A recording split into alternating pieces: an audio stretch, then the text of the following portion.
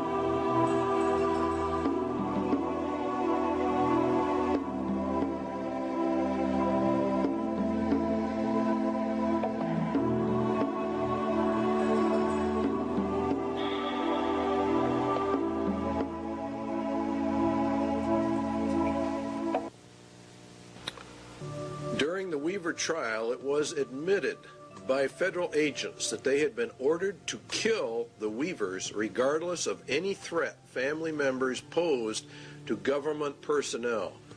Now, I want you to think about how serious that is. What was the charge against Vicki Weaver? What crime against the state had she committed that warranted her execution by the federal government? Indeed, she was not charged with any crime whatsoever, yet the U.S. government ordered her shot on sight, a virtual killing. It was murder in the first degree. It is cold-blooded, ritualistic, social purification because the Weavers held a viewpoint not politically correct.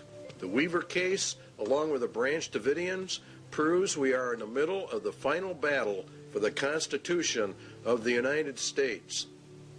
There are many, many enemies within America that want to get rid of our Constitution and destroy our rights. The war has now shifted from a paper and legal war to an overt shooting war, and we feel it's going to get far worse. They came against this thing to see what the reaction of the American people would be, and they found out that the American people cheered them on. So we are ready for a complete takeover. Spotlight put out a small publication on FEMA in case of emergency. Executive orders, Blueprint for Dictatorship, also is one of their publications. Now, an executive order is issued by the President of the United States. It does not go through the Senate or the Congress. He merely issues it.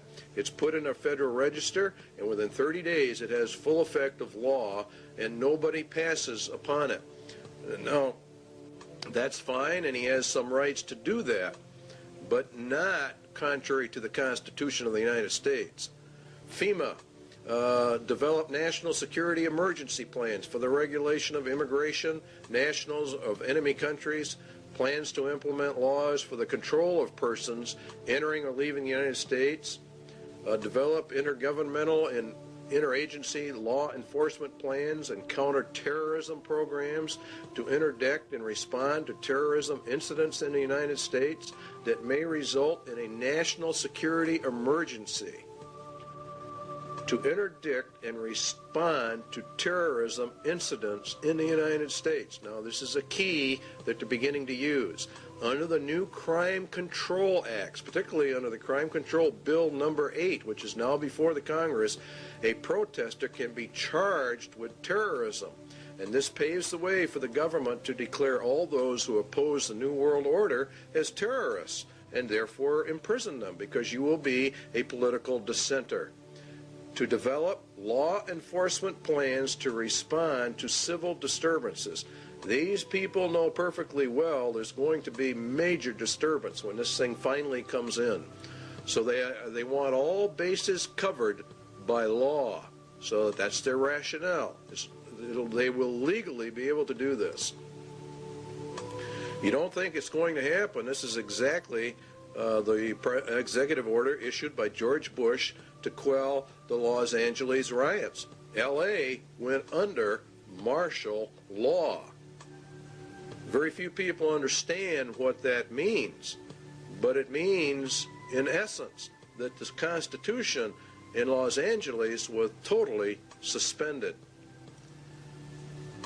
And it says in there that units and members of the armed forces of the United States and federal law enforcement officers will be used to suppress the violence.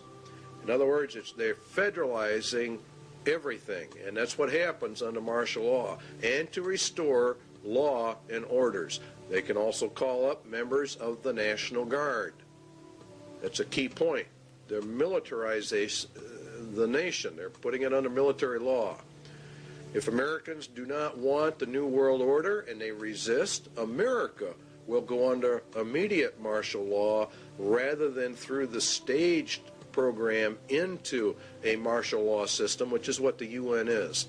Also included to coordinate all federal agencies assisting in the suppression of violence and the administration of justice.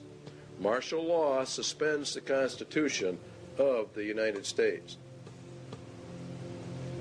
The UN is to be brought up to full power, and it will rule through martial law via a three-tier military martial law system.